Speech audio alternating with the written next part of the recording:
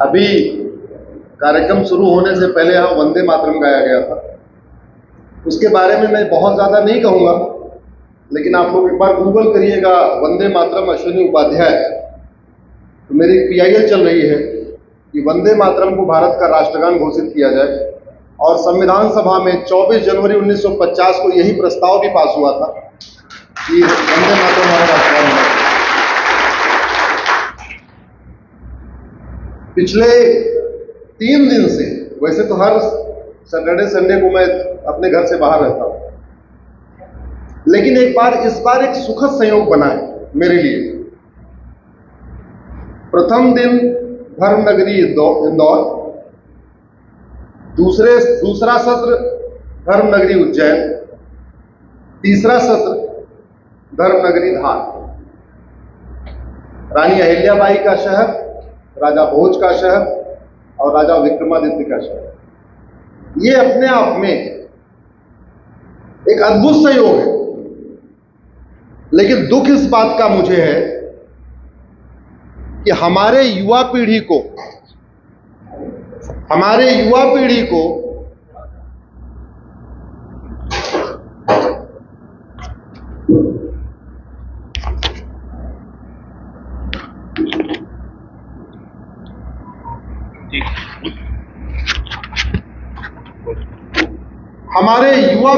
इन 3 महापुरुषों के बारे में ज्यादा पता ही नहीं।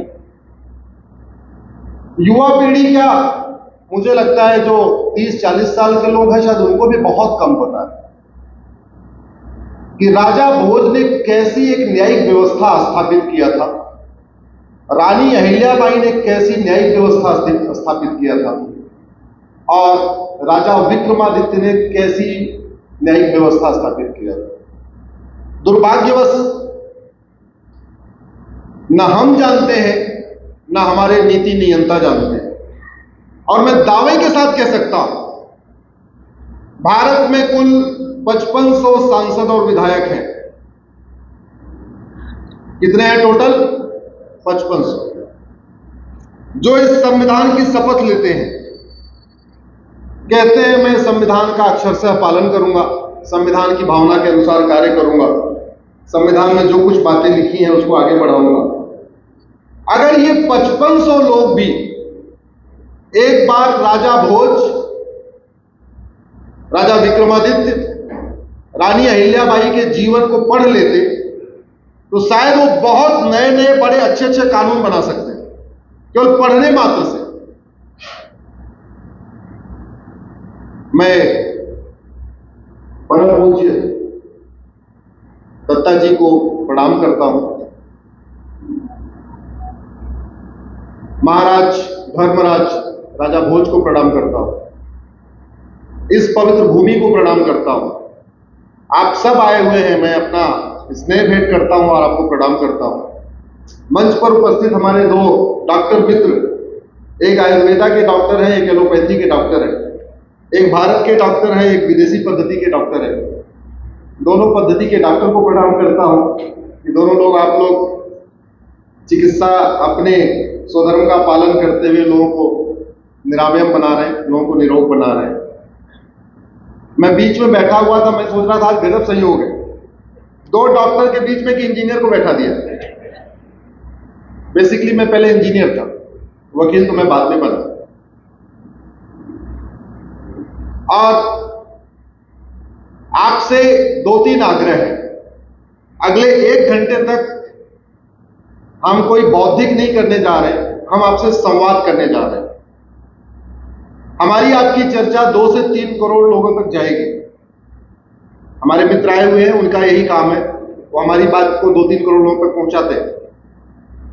छोटे छोटे वीडियो बनाते हैं, उसके क्लिप बनाते हैं, फॉरवर्ड करते हैं।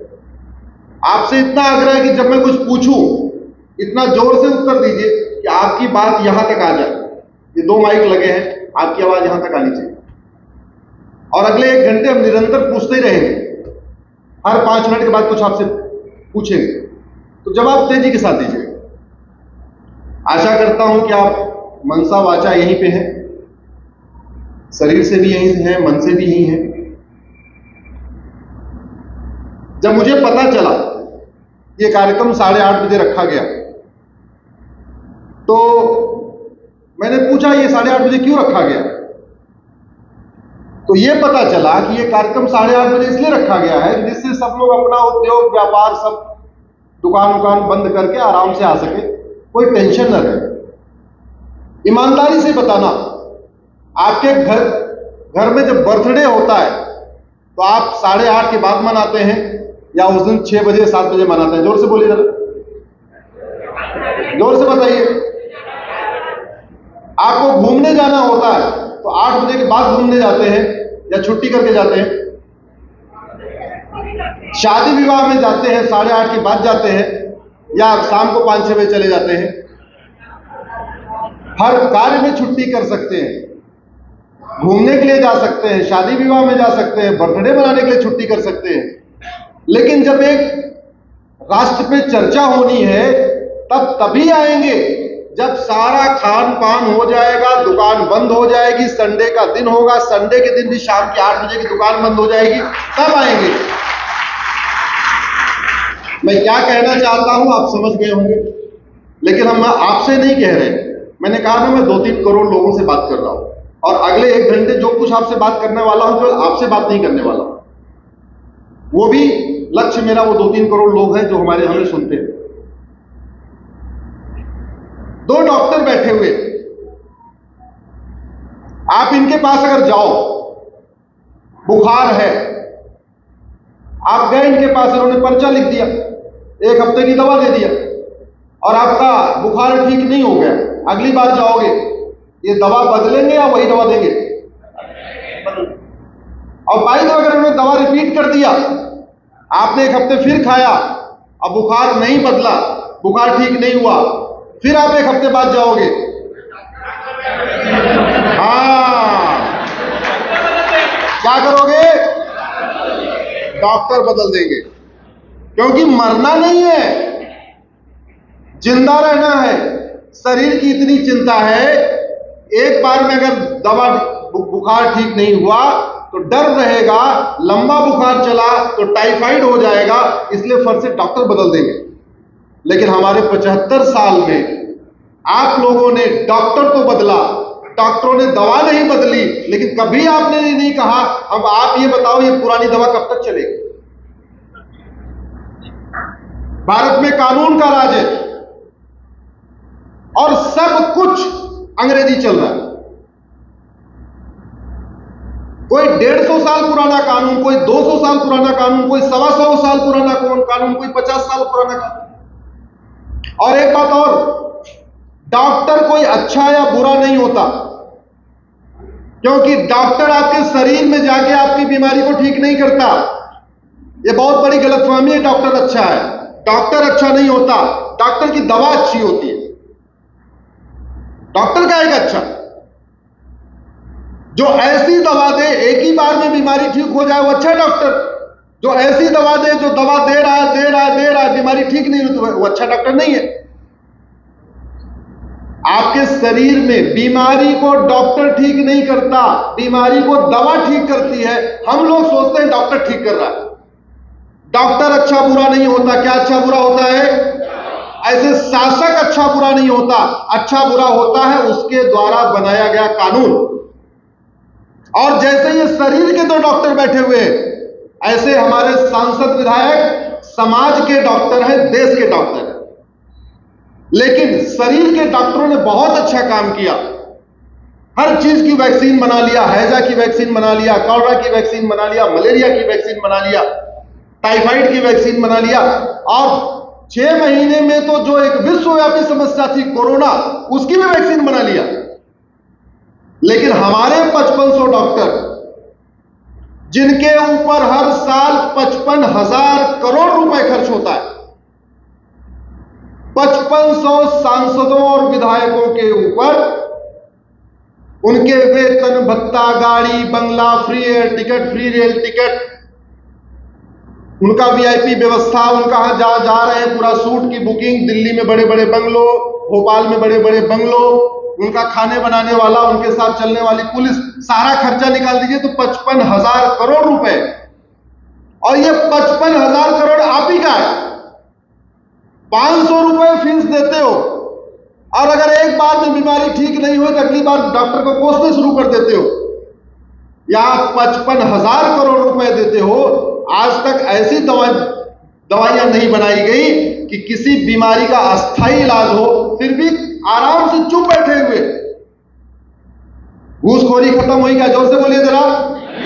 जमाखोरी खत्म हुई, मिलावटखोरी खत्म हुई, कालाबाजारी खत्म हुई, नशा तस्करी खत्म हुई, मानव तस्करी खत्म हुई, सोना तस्करी खत्म हुई, रोहिंग्या घुसपैठ खत्म हुई, बांग्लादेशी घुसपैठ खत्म हुई, सेहात खत्म हुआ, धर्मांतरण खत्म हुआ, मिशनरियों का जो मायाजाल खत्म हुआ, सल्तनत से जुदा रुका, कुछ नहीं हुआ।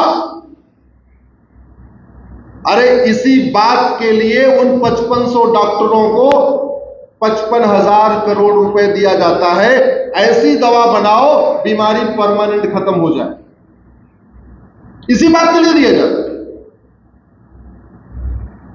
अब ये बताइए, अगले 1 घंटे तक कड़वा सच सुनना चाहते हैं या मीठा झूठ? अभी तो केवल टेलर दिया, अभी कड़वा सच का टेलर दिया। बर्दाश्त कर सकते हैं, थोड़ा और बढ़ाऊं? नहीं तो सीधे मीठे झूठ पे आ जाऊं।